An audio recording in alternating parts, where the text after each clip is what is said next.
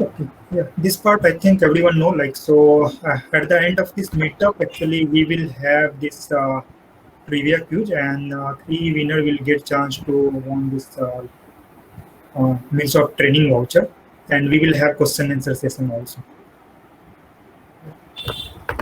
Okay, Abhishek, better you can start sharing your screen. I'm stopping from your Yeah, side. sure. Just let me know what is my screen. Yeah. I stopped. Yeah. Okay. So before going to the agenda, I will just like clarify a few points. So like we all are here for learning. So please feel free to be more interactive. Share your points. If I'm going somewhere wrong, please let me know. Ask your question, whatever you want, and anyone can answer. It's not like me and Ravi. We should only answer. Anyone who knows, they can answer because we are sharing knowledge. Okay. So feel free to do that. Second is like if you can't see my screen or if you have any difficulty like it is small or something, so we have an option where you can right click on your screen, you can go to show control, and there will be an option to enlarge it. Okay, so if you do that, the screen will become bigger, so try that option. Okay, so I will just move on to my agenda for today. Hope you can see my screen. So today our agenda is like we'll discuss what is RAML. So like basically we have seen lots of people are new to MuleSoft and they are very curious to know like about RAML. So we'll discuss with what is RAML, then difference between API specification and fragments. Lots of people have this question like why we have two different things like specification and fragments, why we have that. So we'll discuss about that. Then we'll see like how a single resource can have multiple data type, or how we can have a single resource can have multiple data format. And at last we'll see like in a single API how we can have two different RAMLs so that we can have two different main flows and apply different policies. Okay, so I have not written much of the PPTs because I believe on having more on demo. So we will discuss less in theory and more on practical. So, but first moving with what is RAML. So anyone who would like to tell like what they're understanding about RAML, what they know about RAML? Anyone want to speak about RAML? So RAML is basically kind of it contain all the resource details like and the method, all the kind of request response details and what Correct. can be passed like the query and UI parameters. Like it has Correct. all kind of the API details. So Correct. yeah, that's what I Yeah. feel. So yeah, so this is what RAML is like. It is a RESTful API modeling language. So basically, to create a REST API, we write RAML. So if you know about SOAP, to define a SOAP, we do Wisdom, where we get the structure of the SOAP, like what resources we have, what methods we have, what type of inputs we can give, data type, everything we have. So similarly, we have the same in RAML. Sorry, REST, where we have RAML. Okay, so like I will just directly move to the demo. Okay, so now this is our design center where we can like create our RAML, where we can have our API specification and fragments. So now what's the difference between API specification and fragment? First of all, like when you go to this create button, you get this or two option. So what the difference between that? So first going to fragment, a fragment is a module or as a part I can say, which can be reused. Okay, so just giving an example. Now, suppose you are creating two, three different APIs. You are creating an experience API, a process API, and a system API. So now, suppose all of these three takes a similar or a same type of input, a request. All these three intakes same input.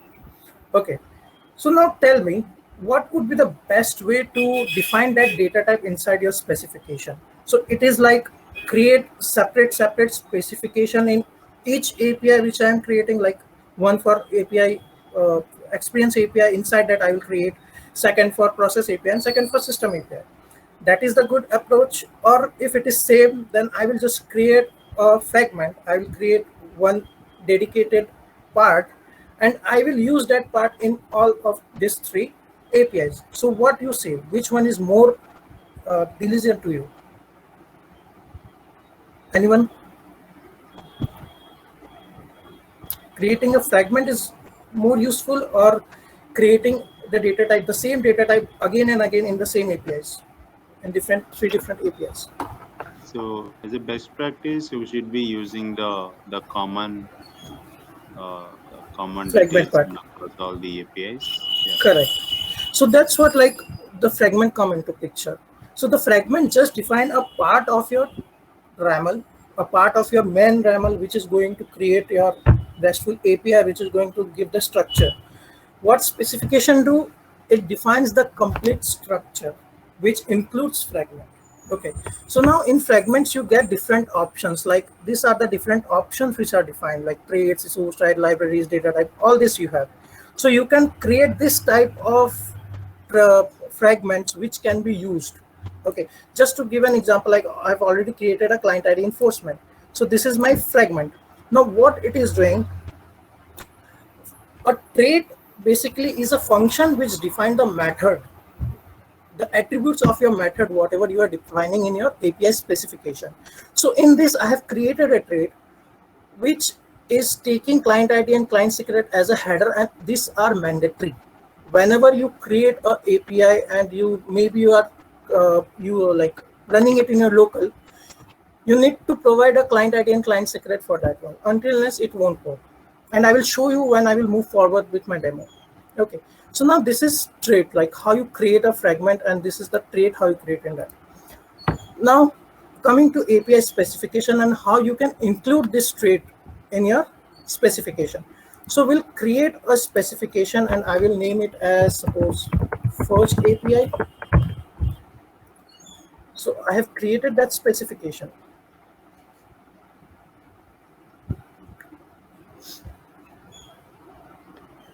Just a moment. Okay. So now here I need to define what all resources I want so that my API can work. So for just a demo purpose, I will create my RAML. So I will give this as version v1. And I will create a method, say first, as I have created a first API. Now in this, I will keep it as a post. Now one more good thing with the design center is it provides you with all the options what you want. So it is not like you need to remember everything and you need to use that. No, everything is over here. It is giving you over here, and whatever you are creating in your specification, you can see it over here. So this is the best thing of this design center. Okay, so now I want to create a post method, so I will use that. Now as I'm creating a post, I need to have a body. I'll create a body. Now what type of input I want an application JSON. So I have defined this one, and if I go there, I can see everything over here. Now I want to include a trait in this which I have created, which is a client ID enforcement. How can I do that? So you can see there is an option of exchange dependencies. So you need to click it over here. You need to add dependency, and whatever you have created, you can find that fragments over here. Okay, so just click on this, add one dependency.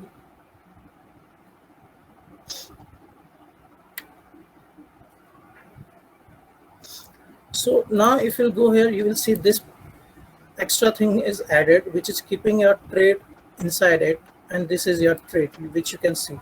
But make sure you cannot change your trait over here because it is just a part. It is not the main one. The main one is outside. If you want to make any modification in this, you need to do it there, not here.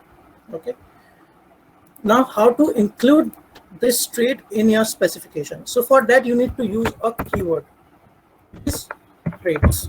See, automatically the data science is so good, everything comes over here. I will do that. I will give this a name as client ID ENF. Suppose I've given a name. Now I want to include this particular thing over here. So for that, I need to use a keyword, say include, with an exclamation. This one. See, automatically it came. Now I will copy the path of this one and I will bring it over here. So now my trait is added to my specification. Okay. Now how would I add that to my resource? So for that, adding a trait, we have a keyword known as is.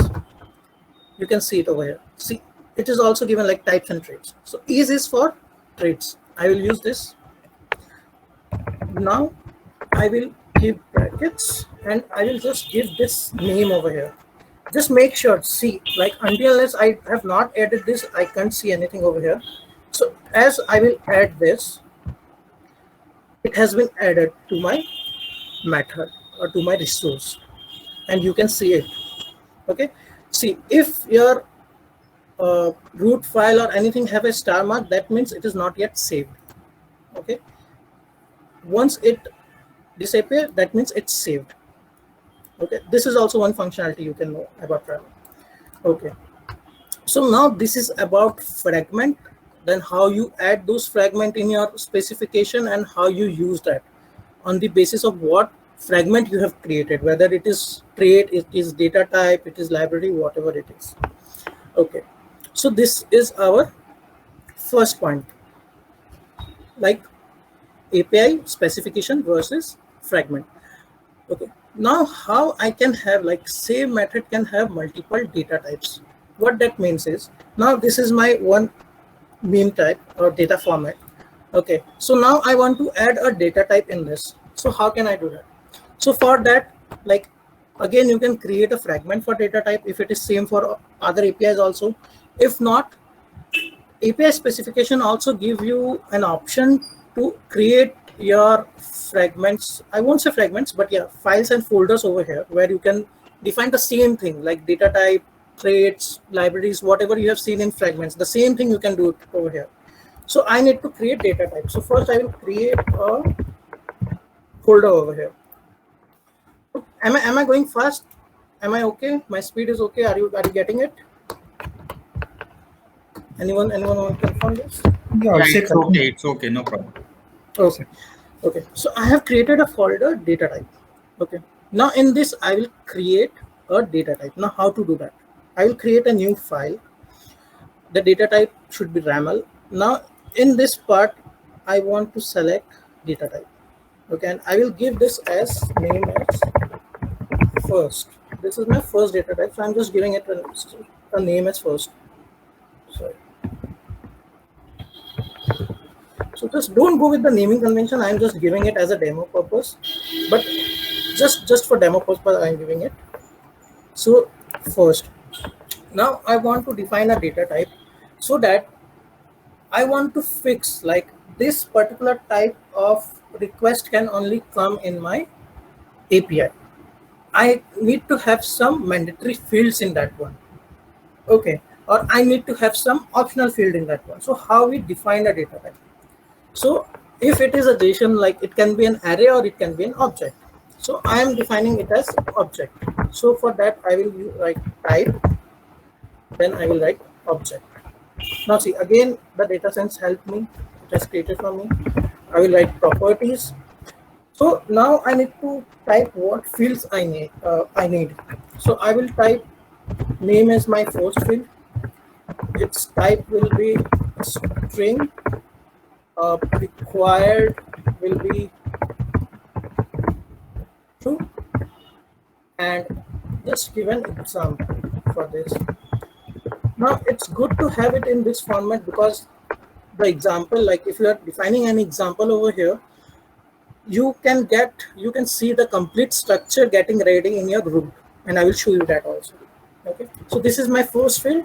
Second field I will write as role. Okay, and just notice, like, whatever I'm typing over here, everything is getting typed or like seen over here. You can see everything. Like I typed it as required, it's true, it's a string type, what example I have given, everything you can see over here.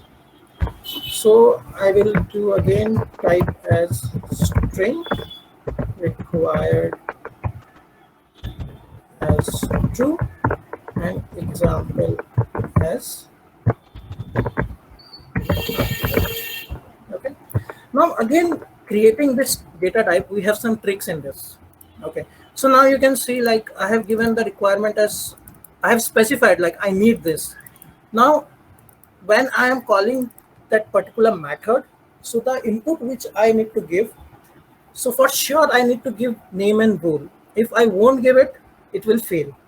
Okay, because I made it mandatory. Like, apart from this, you can add some other fields, that's fine, but this field should be there. It cannot be removed because the requirement is true. If I make it false, So the requirement is false now. Okay, so this is not a mandatory field. My API will also work if I don't provide this field along there. Okay, so this is the meaning of this required keyword. Now one more trick in this, you can use this keyword or you can remove this keyword. Without using this keyword also, you can make your fields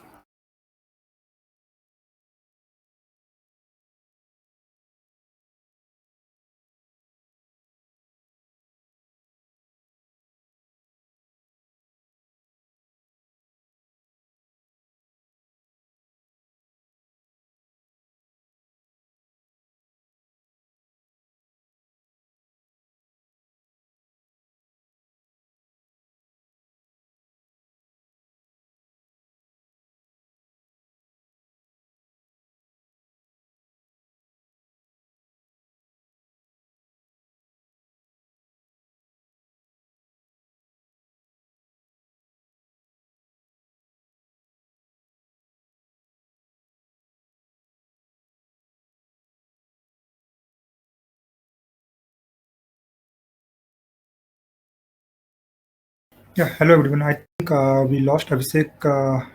Maybe some network issue is there. So let me connect with him. Yeah, just wait for 2 3 minutes. I'm connecting with Abhishek. Or maybe I think he is rejoining.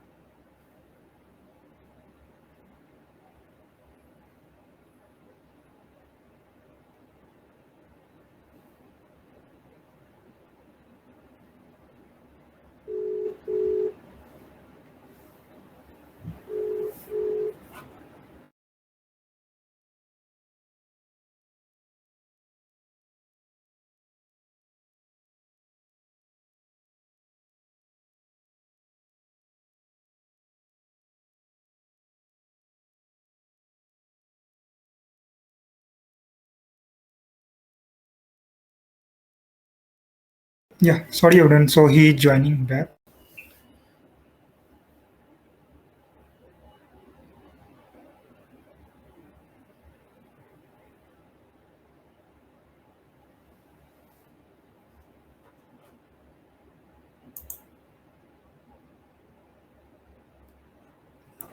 Hello.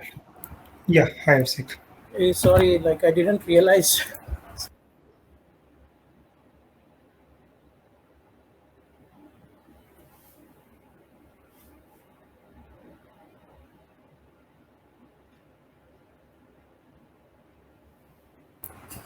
Hello. Yeah, hi, Abhishek. So Ravi, where did I stop? Can you tell me, like, at what point I was disconnected? Yeah, you were telling about like optional field. Okay. If we will remove that is required true, then it will be like means how we can manage that one without mentioning that required.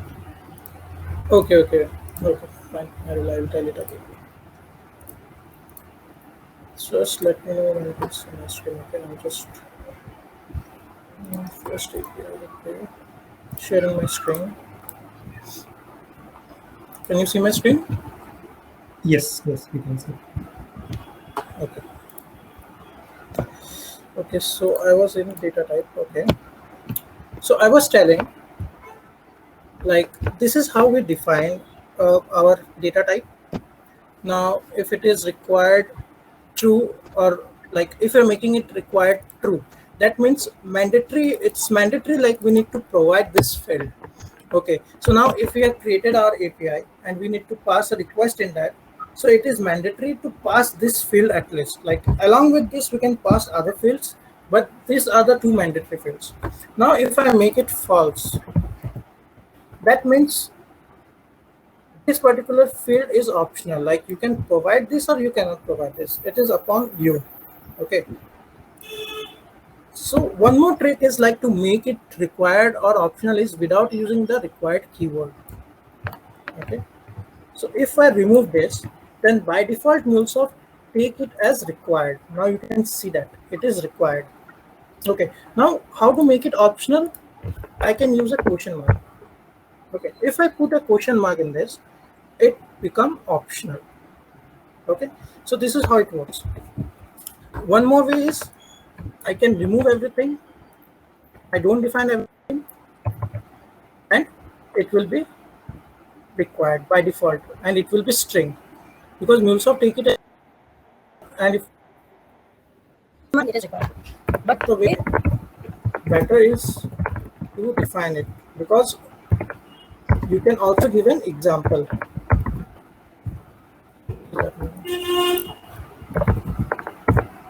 My enter is not working.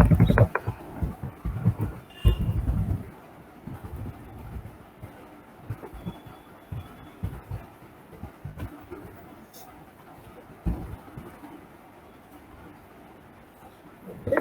Same for the download.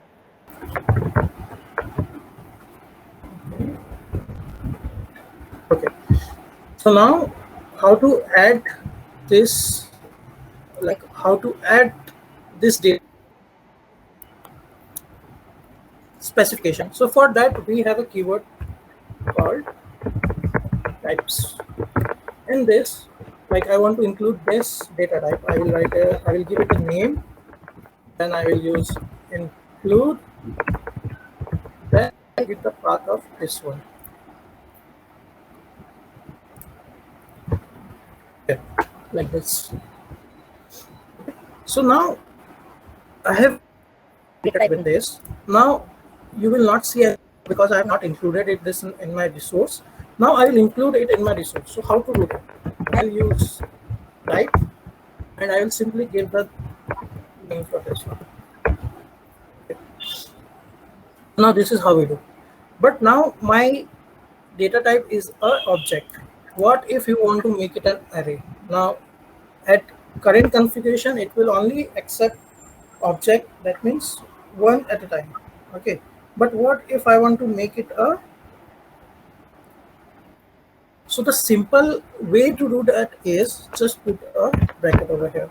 Now you can see it converted into array. Correct. This is one way, or the second way is like you go to your data type, you type the, like you change it, like you make the type as a array, then you give the items and all those stuff. So that is another way. But the simple is like just give a bracket. But at present, I will just treat it as a object. So now this is my one data type in this, or this is my one object which I can give. Name and role are mandatory, but I want to use the name resource. I want to use the name resource where I can send a different type of data type where name and role are not there. Okay, I want to make the complete data type optional. I want to make the data type optional. So how can we do it? Have any idea like how we do that? How we make the data types optional? Anyone? So question mark to the type. No. If I be question type, like first of all, I can't do that. If I do, then it will make everything optional. But I want to this data type optional. Like data type should be there. It should be there. Okay, but either it can be first or anything else. Okay, so I'll tell you. So like I right, I will name it as second.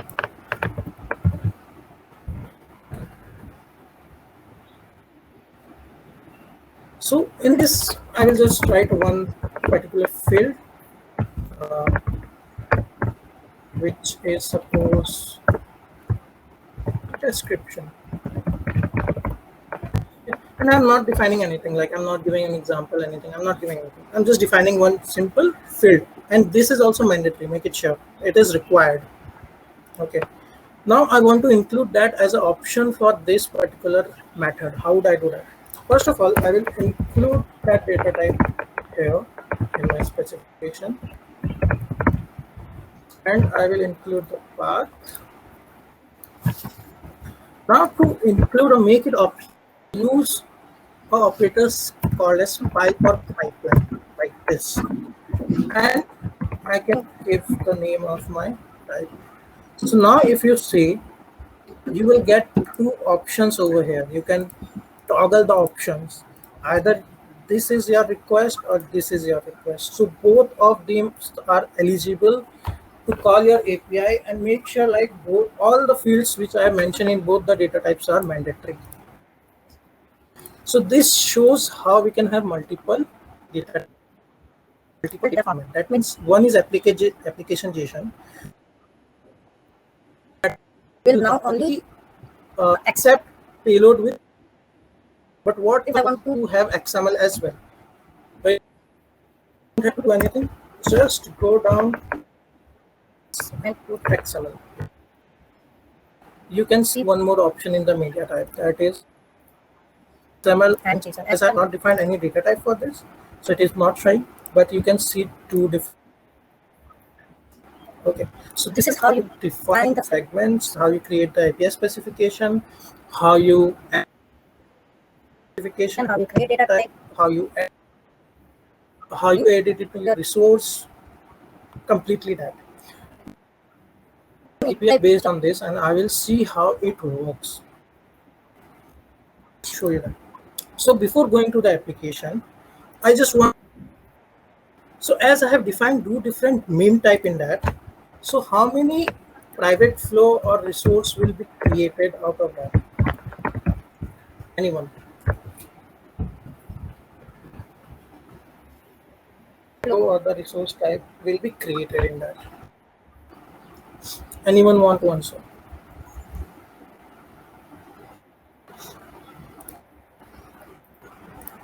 You can write it on the chat as well, like if you have written or not. Okay. So 2, 1, 2. Let us see that. In API also we have different options. Like now in the latest studios we have directly in the studio we can write the RAML and we can we can use that. Okay, so there are several methods, but one method which I particularly follow is like I will first publish this Okay, I'll publish this.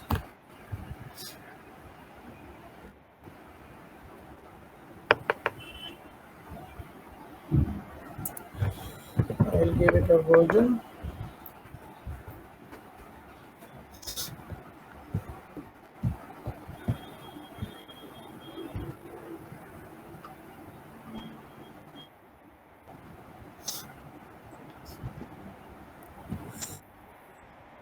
Okay, it's been published. So you can see there is an icon, a setting icon. Beside that, there is a arrow. So if you click this, there is a download project option. Okay, so just click on that. The whatever you have over here is zipped and download over here. I will go. I'll extract this. I got. Okay. Now I want to add this in my API so that I can create those. So at present, everything is empty for me, like no API, no mule, main flow, nothing. So what I will do, I'll go to my this like my workspace where I have this API. I'll go to the source of that API, main resource API. Okay, I'll go to this folder. Now what I will do is I will simply copy whatever I have created. All this like my RAML, like my main RAML, my data type, modules, everything. So I will copy it and I will paste it in my API for this one. So now if I refresh it, it's now I'll create the flow for that one. So here I will mule it and I will create it. It's creating my API.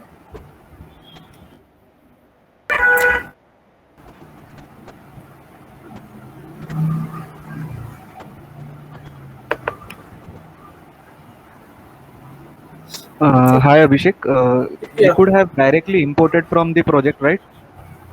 The Yeah, API that's what I section. said. That's what I said. Like there are multiple ways, but this is something which I follow. Okay. Like I like to do this. That's why. Like, but there are multiple ways. Like I will show that way also. Like when I will include another RAML in this API, na. Okay, but this is something I like. That's why I'm showing like that. Okay, so this is my specification created. Now I asked you a question like, as we have got two main type, how many private will get created? So someone said one, someone said two. So I'll just tell it. So it's create two. Like the number of meme type you have, the number of flows. Like see, the methods are first, but my resource like my meme type JSON, I want for XML. Okay, I just simply call a if. Okay, I will make it as payload. I will make it as JSON. Similarly, I will put this one. Now, although I am taking an input as XML, but I want JSON.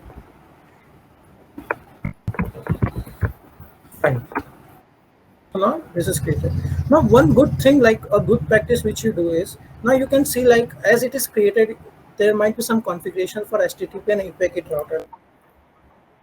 So always try to have a separate XML for that one.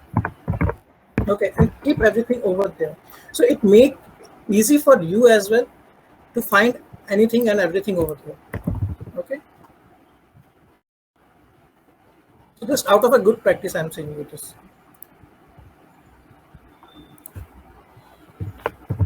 I'm just doing this so that I can get the namespace in my XML and it doesn't break for that one. But what I will do is, I will cut it from here. Hello? Hello? Okay, okay. No, I thought like I missed it again. Okay. So I will go to my global element and I will put it over here. Now it came. I will just change the name. I don't want it to be first, like it should be a common. Okay. Fine. Okay. Now I will just check if it is referred. Okay, it is referred here. It is referred here. Again, I am creating this for the first API, so I will give a base name for this, which will make it little different from others. Okay, so this is done. Now we'll test this, like how it works. So we'll test this. So it is my localhost 8081 first API, and my method is first.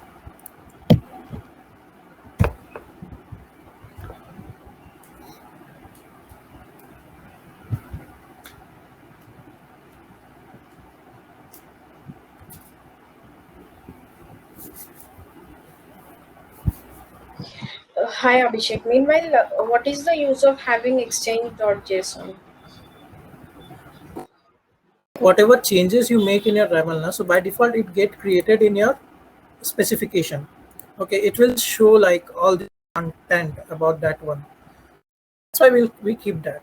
So if you want, like in your main YAML, you can remove that. That's not like you should keep. This is by default the specification creates, and I just don't change that one. I just keep it like that. Okay. Okay. Yeah. So this is now like started. Okay. So now I will call that API. First of all, in my API, I have used a create client ID enforcement. So let me check, does it work? Like if I don't give any client ID enforcement, does it work? No, it gave me bad request. So I will give this. Okay. Second, I have defined two data type. My first data type have a mandatory field called name and role. So let me see whether it works or not, because my another data type have a field called description. Okay, it will allow me now, instead of this, suppose I do description.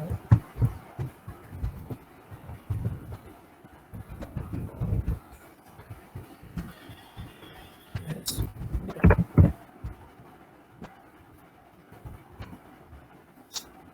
Okay, it's okay. But now suppose I included both description and the other field here. So what do you think? Will it work? If I give this request like this, like name and role are mandatory, but I give description also, does it work? Can anyone tell me? Hello? Yeah. Should it work? Like if it should work. should work. Okay, let's see. Perfect. Now suppose I removed this. So now what do you think? Will it work? No. No. I know. No.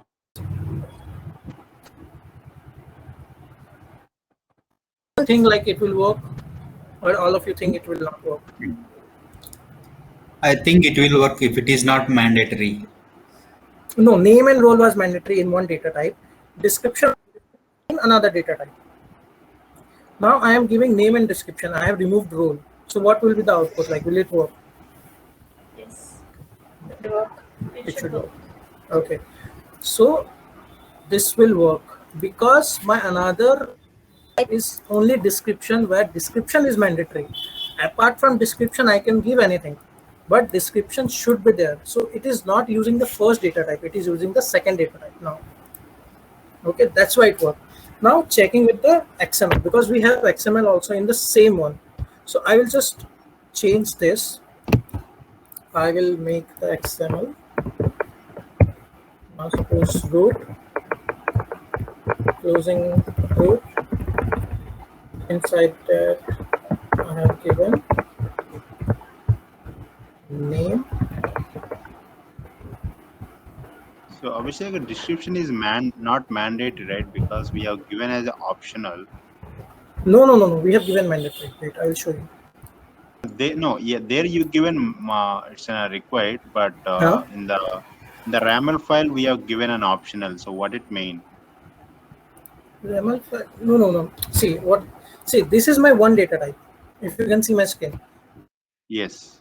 Yeah. So this is my data type where name and role is my two fields. This is for data type 1, first one. Second one, I have description. Okay, which is a mandatory field. Now, Yes. making optional data type means if I remove this, suppose if I remove this, okay, if I remove Yes. this and Only first is there, which is name and role. Now, if I go to my request and in that, if I define the field name and description without the field role, it will not work because I have removed the data type section field which I have made over here. This one, it is removed. Okay. In that case, only one data type can be executed, which is this one. Now, name and role are mandatory fields. So when I need to move it, I need to give name and role. Whether I'm giving description or not, that is fine. But name and role are mandatory. Okay. So it means like if you give name and role, it will work. Even if you give name and description, it will work. So if you just give a name alone, it doesn't work. And if you give only description, it will work. Correct. Exactly. Let me show you like that also. Yeah, I will show you that like how if I give only name, it doesn't work. So I'm testing with XML now. See, so inside that a database, like although I'm receiving an XML, I need JSON, so that is also working. So now coming to that question, like what if I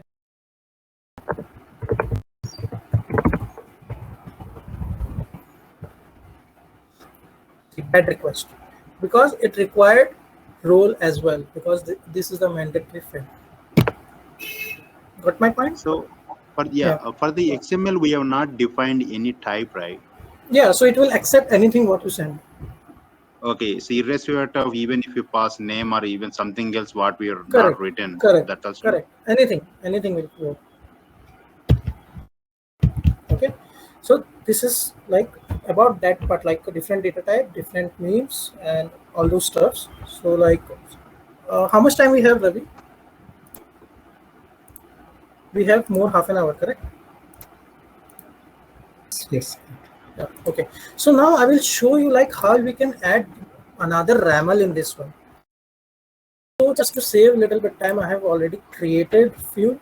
Like I have also created a separate project. Show you like after deploying and all those. So I have created this. Okay. A weather API. It is a simple one.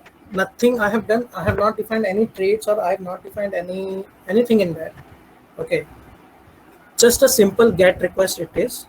The similar way like how we have defined the before one, I have defined the second one. Okay. So like how can I include this in my API? Okay, I will show you that. So we have weather API already here. So what we need to do, like, define a second RAML. So the first way which I did, like downloading the project, then keeping it up over here, and then creating the specification for that or the flow for that, will not do like that. So to add another RAML, what we'll do, we'll right click on the project, we'll go to Mule dependency and we'll go to manage APIs. Now in this API, press on add and I will search from Exchange for that particular weather API. Okay, so I'll type here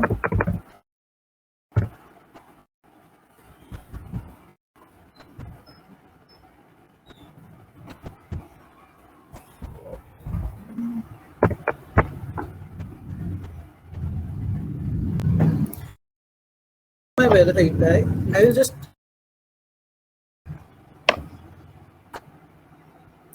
finish.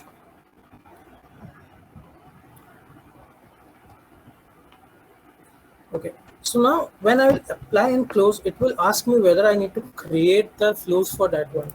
Okay, do you want to scaffold weather API specification? So I'll do yes.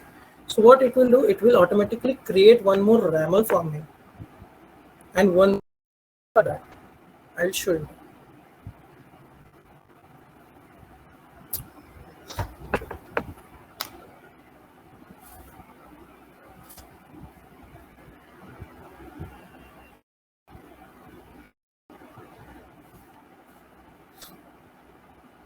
Okay, so if you'll see, already we have first API with a main flow name as first API main.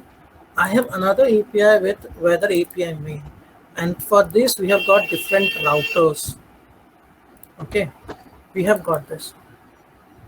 Now the API configuration is same because I have defined a common for that one. So it automatically takes it from there. Okay, so now for this, I will also I will remove the API kit from here and I will paste it in the logo to make it more generic. Okay. I'll put it over.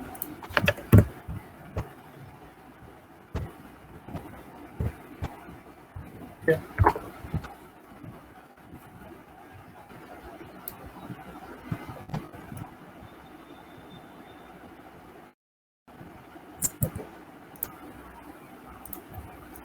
Now I'll check whether it is getting that or not. Yeah. Now this is my HTTP configuration. I will make it as okay. In this, I have only one resource, which is a get one. I will remove the console for now.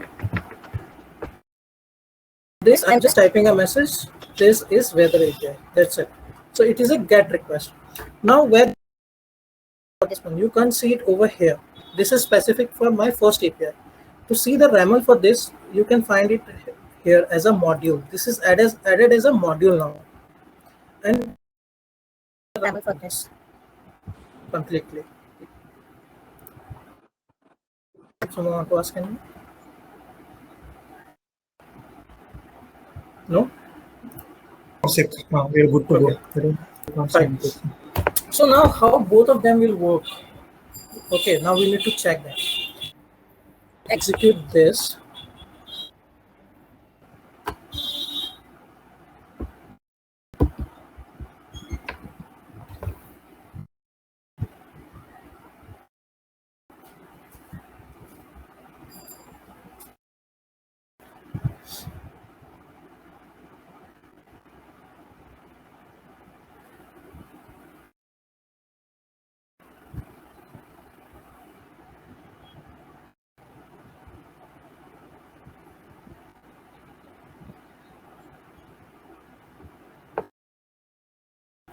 So let's test with our first one. It's working or not.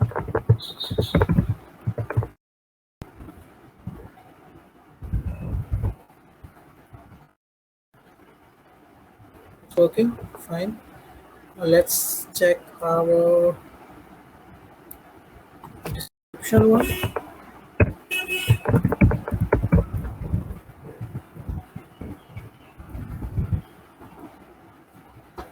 It's working. XML.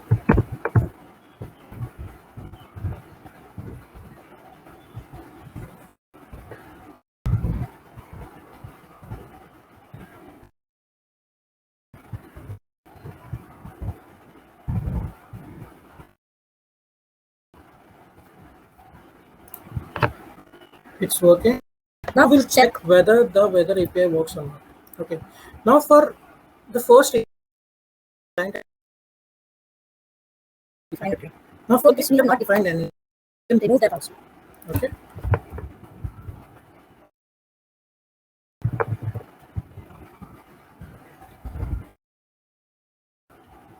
Okay. Now I can see a couple questions. So Sorry?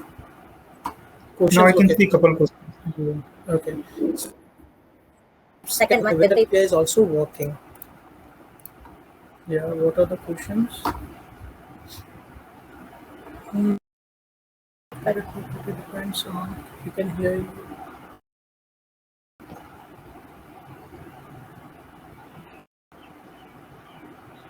Yes, Kamlakar, yeah. We use pipe symbol for example. We need to have a like, yeah, but we can use also.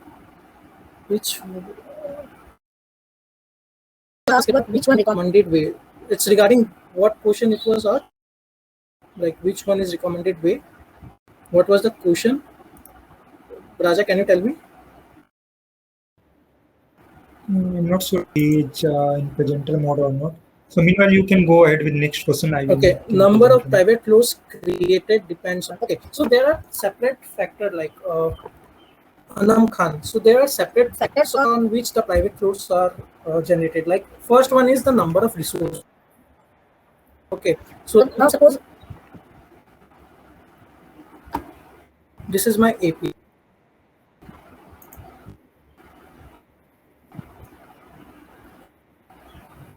Abhishek, Yeah. yeah, this is Gopal. Yeah. Actually, I was asking about, I mean, you have copied the folders, right, from one directory to Okay. another directory. Yeah. And also, I mean, we have another option is the import option, right? I mean, which one is the recommended way? Whether it is copying option is the recommended or import option is the recommended? See, I was about to ask that. okay. So there is I can give it for you. Like there's one more way is like a Git studio. So there Okay. directly you can do everything. So it's certainly depend upon you, like which one you want to. Like I feel comfortable. Yeah. Okay. Okay. Thank you. Okay. So now question. So number of private flow depends first is how many number of resources you have. Now suppose if I have one more resource over here. Okay. Suppose just take it. Okay. And in that, how many methods I have? Okay. If I have got 3 different methods over here, suppose. Okay. So altogether, for order API we have 1 method, and for TB we have got 2 methods. So there will be 3 private flow with respect to the methods. Okay.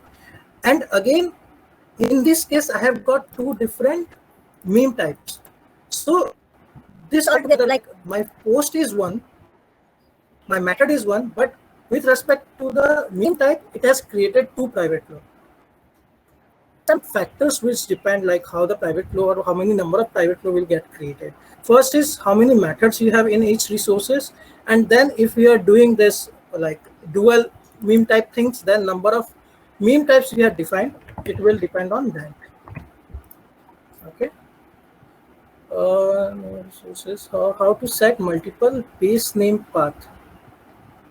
See, Aditya, like if you're creating one main flow, then the base path will be one only. Yes, I have got 2 main flows, like 2 different ramals and 2 main flows. So for first API, I have created 1 base path.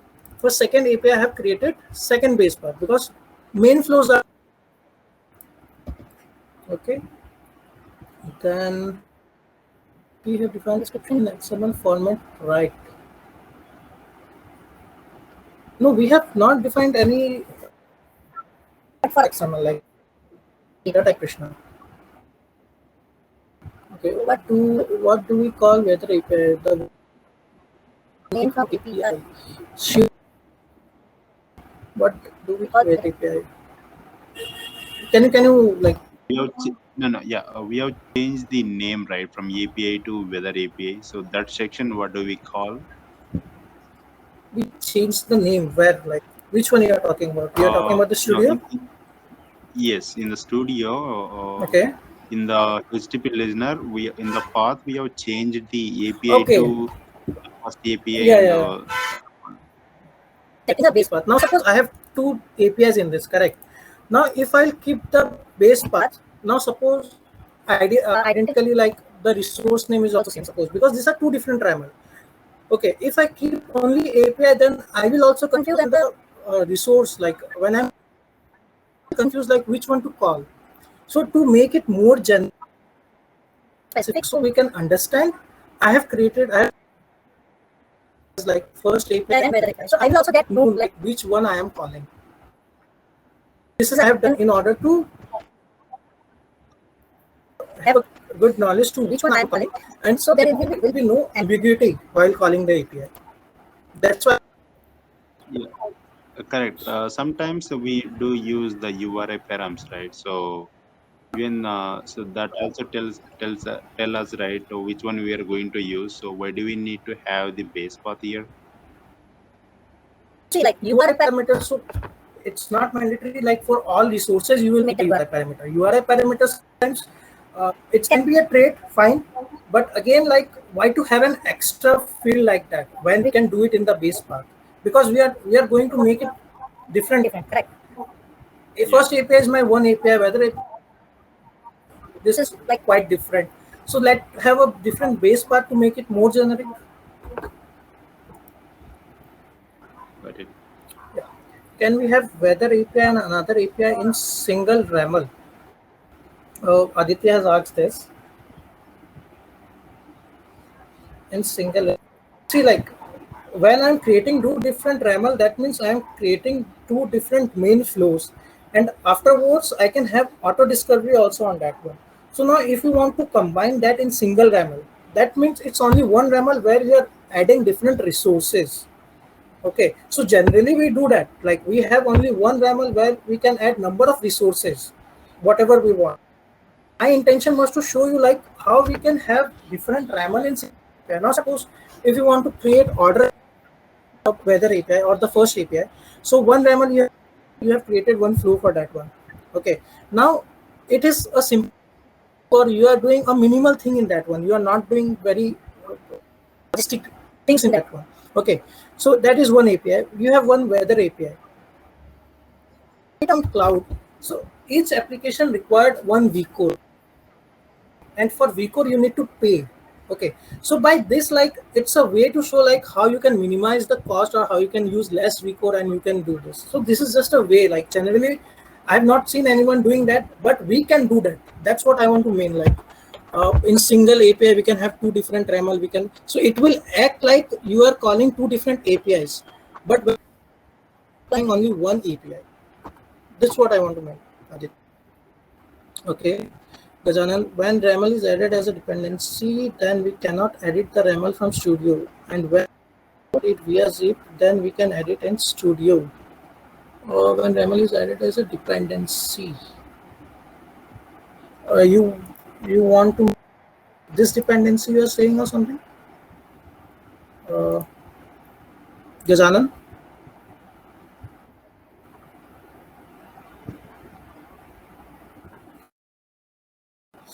Yeah, so like for that, see, it's not like the first time not add as a module. Okay, so it gives you free space to, like, you can change it over here and you can do stuff. But when you add it as a module, now it's restrict some some options in that. So if you want to make changes, what you can do, you can go to your API, you can do the changes over here. Now again, like you can anytime update the version for this one. So that if you click on that, if you go to that API and if you see there is an option to update version. So now suppose if you are making any changes over here and you are published Exchange, you can update your version. But yeah, you are right, like it restrict that option to make changes in the Studio. Okay, so till Gajanan, so like Ravi, let me continue further. Okay, few more things I have, then at the end we can take these questions further. Yeah, sure. Yes, so I will explain all the parts in the URL. Just let me show you this one. Okay, so till now I have shown you like how I can invoke both the APIs, like weather API or the first API. Okay, and how I have invoked that through Postman. Okay, so now just to save some time, like I've already created one more API. So now if you create an API, few more things can come into picture is how to set the properties file. Now suppose if it is two different API, how the properties file will work, how the secure key will work, how the API auto discovery will work. Okay, so to explain that, I have already created two similar RAML, like whatever I have shown you now, similar and other API with all those functionality. It is completely same, nothing different. Okay, so I have created this and I have published this to Exchange. Okay, I have published this to Exchange. Now order API and weather API. Now after this, once my API is created, I also want to have API auto discovery to make it little secure. So what I did, normally how we do it for individual API, just go to API manager. Okay, and publish your API here. Like go to manage API from Exchange. Now I have created first API, suppose. So if I'll search it over here, I'll get it over here. Okay, it will add all the specification what I have defined. It's in Mule4 and I will save it. Once I do that, okay, it will get published in API Exchange and I will get this API ID. Now make sure this API ID is very important because this will be used for your auto discovery. Like it's also mentioned over here. Okay. So this will be used for auto discovery. Like now we used API manager. We use API manager so that the predefined policies which MuleSoft provide me, I can use that in my API to make it little secure. Okay, so this is the security purpose why I do that. So if I go to add new policy, I can see a lot of different options I have. Okay, so I can choose whatever I have, I want. Okay, but now suppose I have created a trait which is client ID and client secret, and I make it required. So apart, like I can use another policies also, but when I'm going to call my, I need to provide my policy as well as the client ID and client secret. Like it can be anything A, B, C, D, so anything. It's not going to match that. But as I have made it mandatory, I have used that trait. I need to use that. Okay.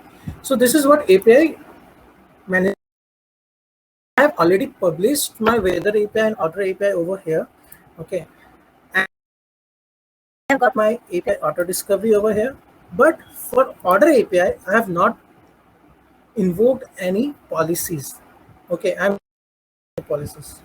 Okay, just I have invoked it in the API manager. For weather API, as I don't have any trait in that, okay, so I ID enforcement policy in this. So in order to call the weather API, I have to give a client ID and client secret. Okay, and that client ID and client secret will also get generated from Exchange, and I will show you how to get generated. Okay, so this is the policy I have used.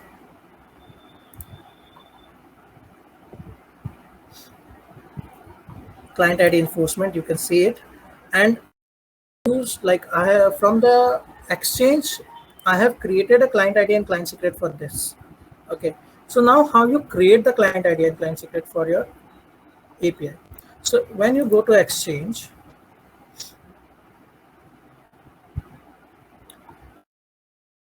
weather API, okay, so there is an option of request access. So you need to click on that. You need to select which instance, okay, and make sure once you generate it in your API manager, then only you can request for access, otherwise you can't. So my API ID for weather is this. Okay, now I have already created, so I can select this one. Otherwise I can create a new one. I can click, I can give name of my client ID, client secret, whatever name I want, and I can create. So it will create a new API IDs like client ID and client secret for me. Okay, so that client ID and client secret I have used here, which I have created for weather API. Okay, so now this is about like how to generate an API manager, how to get the access. Okay, now I was talking about like, now suppose we have got these two different APIs which is performing some task for us. So now one thing will come into mind, like how we can write up properties for this, like how we can, because if we create an API, we give some properties, like from secure properties, we have got credential, like we have got username, password, we have a lot of things which we want to encrypt, and we later on we want to use. So how to create a properties for this? Now there are that one is whether you create a separate is for that one, like as I have done for weather API, I have done a dot properties, and for order API I have dot YAML. So now this I have done in order to show like it is applicable for both YAML and properties file, like the extension dot properties and dot YAML. So what I'm going to show you is applicable for both. Okay, so in weather API I have used a key and I have encrypted that one. In order API again I have defined something and I have encrypted that one. Okay, I have done it separately. If you want, you can combine that. It's totally upon you how you want to do it. I have created a common properties just to expose the HTTP port over here. Okay, you're there. You can. Are you getting it, Ravi? Hello. Hi, sir. Yeah. Okay, you can hear me, correct? Yes, yes, yes. Yeah. And two different properties, one for weather, one for order API. Now, how to configure the secure property for that one? So I will define. So I have common properties, just common properties because it will be same. Like I have defined the HTTP port over here.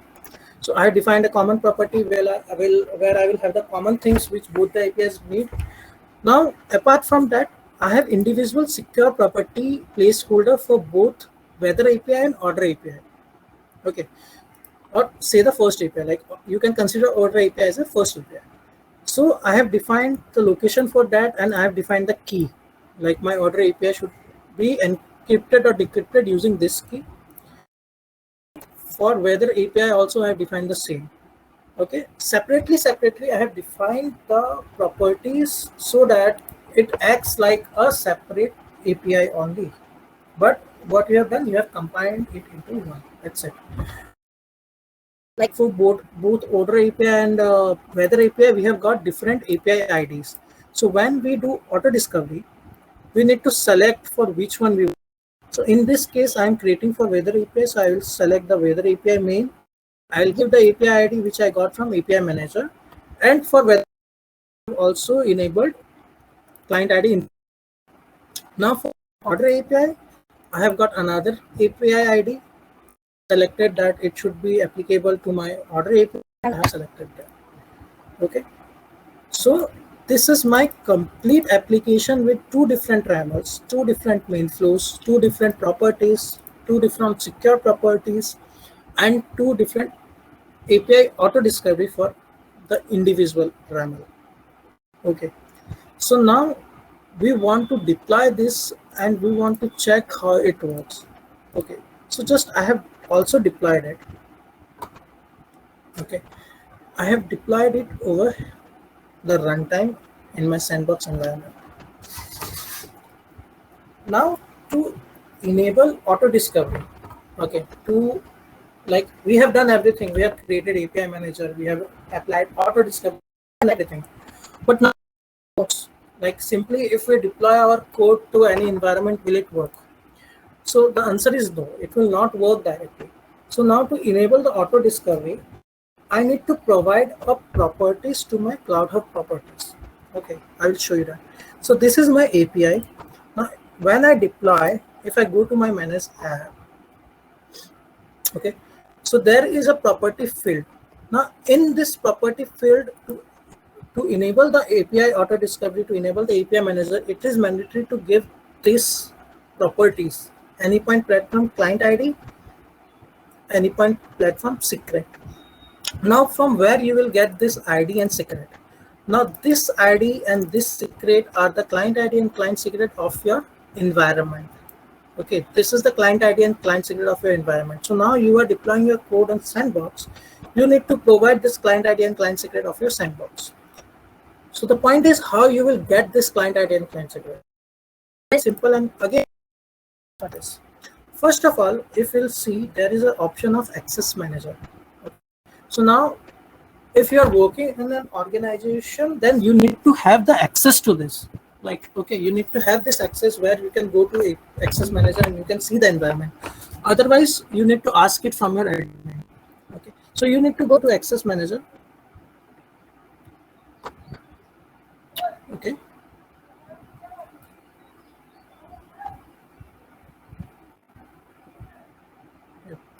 So there is an option called environments. Just click on that. So it will list what environments you have. Okay, I have two environments, so it lists. I'll go to Sandbox. See, and here is my client ID and client secret. So this is the client ID and client secret of my environment Sandbox. I will just copy that. Okay, and I will put it in my properties. That is one way. Second way, through API manager also you can do that. So that is, if you go to your API manager, okay, once you published, so like see, in your API manager you need to select again which environment you want. Okay, so for now it's showing only Sandbox, but in like if you define any other environment, or if the admin give you access, then you can see a lot of other options over here like production or test, whatever it is.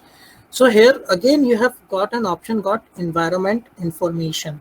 Okay, so one way is by going to access manager, go to environment, go to sandbox and get the client ID, client secret.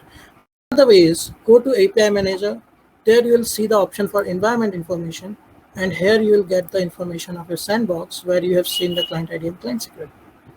Okay, so this is another option to do that. Okay, so once you get that, you will go back to your runtime, and while deploying it, you will give the property for client ID and client secret. Then only it will enable the API manager.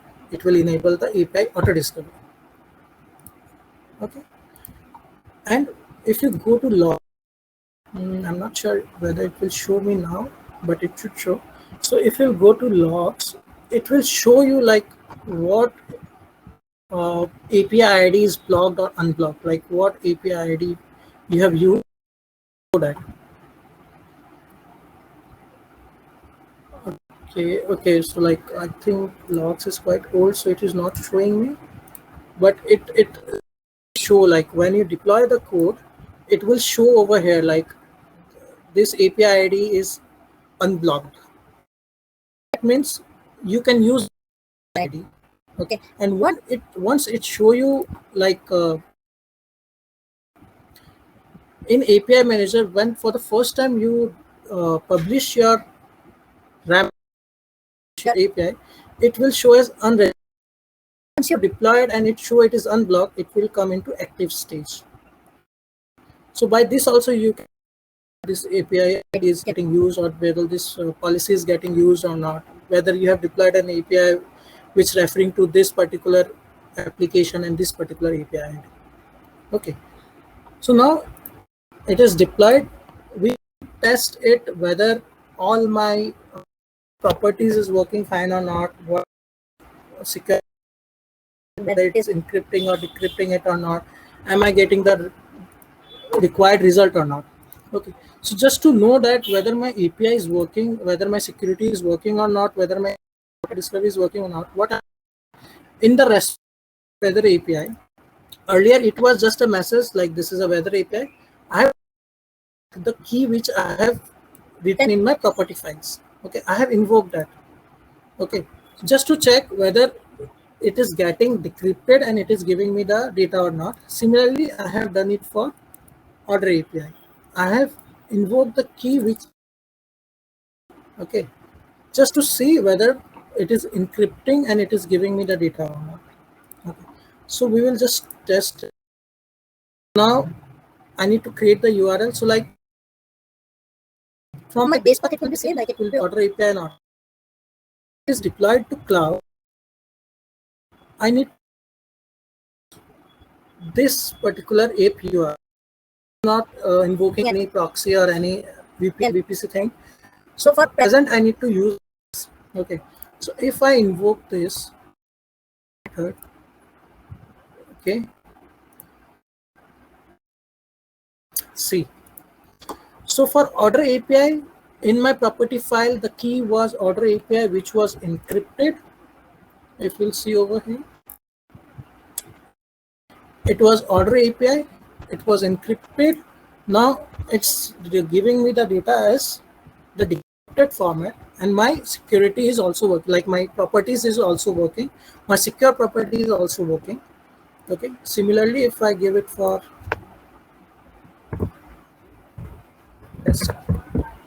encryption,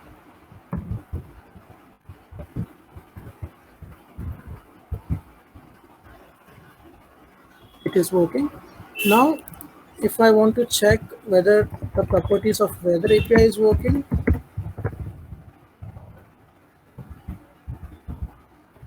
it's a GET request. Now I have applied policy in weather API, so if I will not give it, it will give me authentication error. If I give it, it will give me the output. Now again, I have appended the key over here, which was in encrypted format, but it is giving me the output. That means it's also working. So this is a complete structure, like how you create several ramals, how you create different data types, meme type. You can have different ramals, how you can add properties in that, how you can secure that, how you can apply API auto discovery to that. So all about that one. Okay, so now we can go with the question and we can go with the trivia quiz.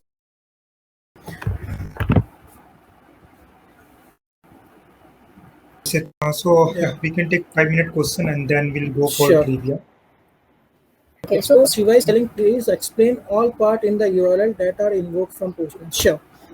So Shiva, like if you can see my screen, so like I'm explaining you with this one. Okay, so this is my host and port. So now if I'm executing it locally, now suppose I'm okay, so in my configuration, I have defined like host can be like any interface, whatever. I've not restricted it with anything. Okay. So, but my port number is 2021. So when I do it like this, and if I run it locally, then I need to provide the host as local. Okay. Or if you want to provide an IP, then you can do it like this. 127.0.0.1. So host. Okay, which we can use. So like this particular part is now this weather API, this is my base. Okay, so now see, I have defined my base path over here. So to call this API, I need, it's mandatory to give this weather API. Okay, because I have defined it as a base path. After weather API, there is a wildcard. That means weather API is mandatory. Resource name you have, you can give that. Okay, this define that, like this is your base path and this is your resource name. Now suppose this is weather, and if I don't give weather API over here, I just give weather. It says that no listener for that. That means it's not a valid URL. Okay, so this is what like this URL defined.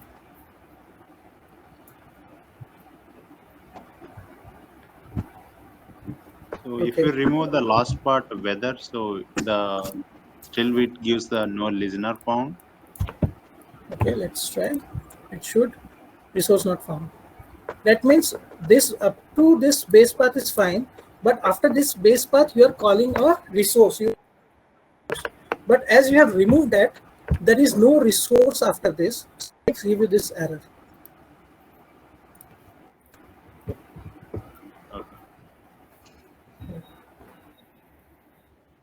What more? How to import the version in one API specification. We can use it. So Soumya, like you are asking about this version, like if I open RAML, about Yes. at a time, like if like suppose if you have made any changes, and then if you want to change the version over here, you can do that.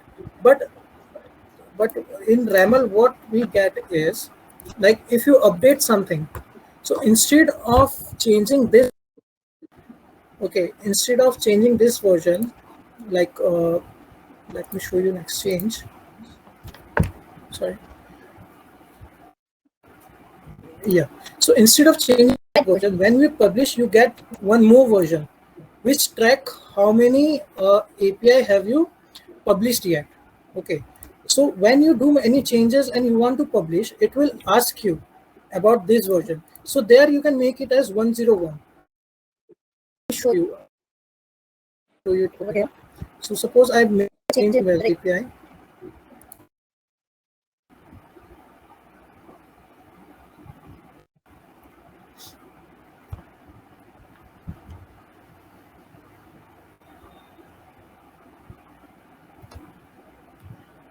Okay, so I'm adding one more resources, similar kind. I'm just adding one more resources. So I'm making some changes in this, and I'm doing it weather one. So I have changed my RAML. So now this change YAML I want to publish and I want to give a new version. So I will go to publish to Exchange.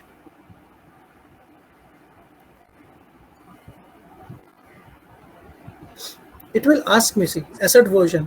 So my older version is this, which has been published 1 day ago. Now automatically it has. Okay. Now if I publish this one,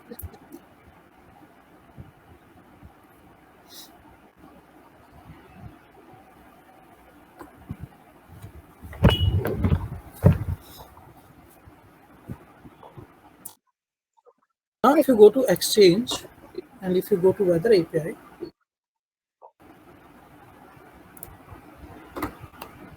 see, now you can see that one also. And one more good thing is you can also download this, like either download as RAML. So whatever changes and you want like to see, you can simply download that particular version.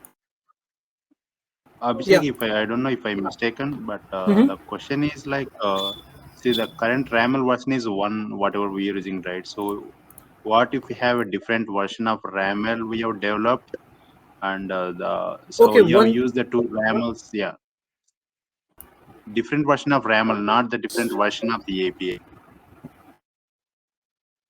like RAML 1.0 and like that, you see. Yes, Like, that is the question of Soumya. is that Sonia? I do you want? Yeah. Thank you for clearing that. Okay, so I guess we have got only 1.0, but if you want to create, if you want to change that, then I think you need to create one more in that. Like I never tried, so I can't be much. I think you need to create one more. And I think, yeah. See, you need, it will create one, because in this I don't think to upgrade that.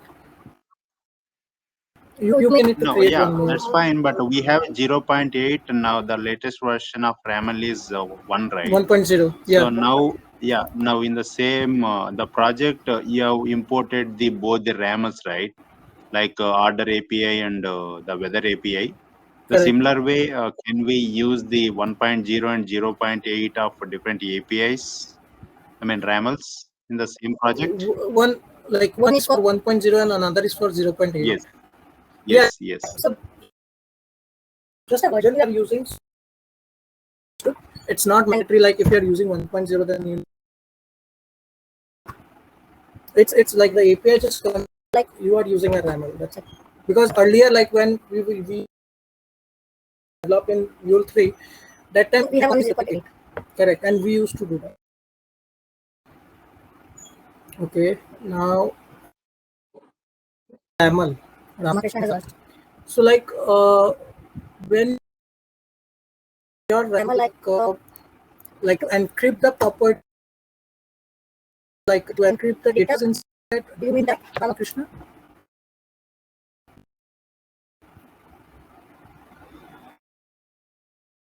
Hello.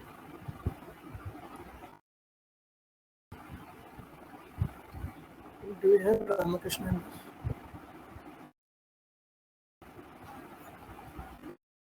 Or he has presenter access or not? Let me check. No, we're in chat at least. Yeah, I given presenter access to him. So Ramakrishna, now you can unmute yourself and you can participate in this discussion. If anyone else looking for Okay, presenter let's see access, another question. so he mentioned yes. Anjali, I think you need presenter access. Okay, let me give to you. Okay, so RAML, like I don't see like encrypt or decrypt the properties the same way we have that for RAML. Correct, Ravi? Like we don't have such option to do that, if I'm not wrong. Oh, sorry. Actually, I was busy with presenter access. So Okay, so now like how we encrypt or decrypt the properties, like we don't have any such way where we decrypt the methods or anything in RAML. Yeah, in RAML, I think we can't. In application, we can do. In environment, any one platform we can do. But in RAML, yeah, even In I haven't yeah, used that one. in Maybe RAML we can check and we can update that particular participant offline. yeah, Surya Till this Surya's point, joining. Thanks, Surya. yeah, till Thanks, this point, Surya, like for helping. Sorry, yeah. Surya has given answer when I created it. Yes, correct. So we thanks, Surya, for helping us. Now, is fragmentation option will be there when we use this? At what point you were asking about this, like fragments, like use this means which one? I think inside RAML maybe. Yeah, in fragments there will be like one option will be there, like a specification. When we use that part, like my questions, I haven't really a chance to work on that scenario, but I would like to know about it. Basically,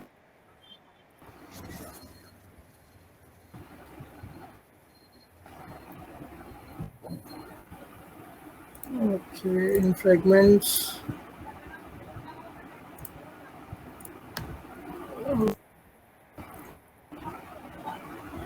So, like in specification, when we create, you are talking about that. No, in creating the file, inside the file we are creating the fragments, right? In the fragment Yeah. options, there will be a Got your point in now. What you're saying. This one you're asking. yes, this one. This one, even I have also not used. This is like indicating like what application you want, I guess. Okay, got it. So, like Anjali, you can connect with Abhishek offline, and he will Yes. try to help this.